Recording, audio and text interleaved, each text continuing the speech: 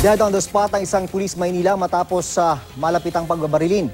Patay naman sa shootout ang notorious umanong hold-upper na nasa likod daw ng mga nakawan ng cellphone sa Metro Manila. Balitang hatid ni Tricia Safra. Sa kuha ng CCTV, pasado alas 8, makikitang nililimas ng armadong lalaki ang mga cellphone ng nagbabantay sa isang salon sa Caloocan. Pati gamit ng customer hindi pinatawad. January 25 naman, nakunan din sa CCTV ang pag-atake ng pareho umanong suspect sa isang kainan sa Valenzuela City na puno ng estudyante. Pinagkukuha ang cellphone ng mga kumakain habang hawak ang kanyang baril.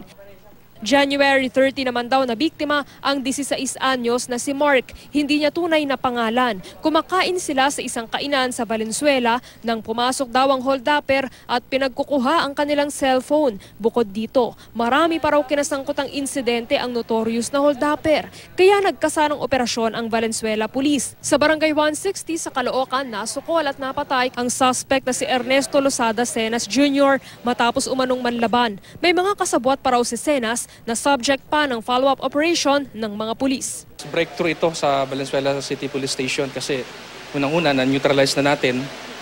So, this is a strong message para doon sa kanyang mga kasamahan na hindi talaga namin sila titigilan.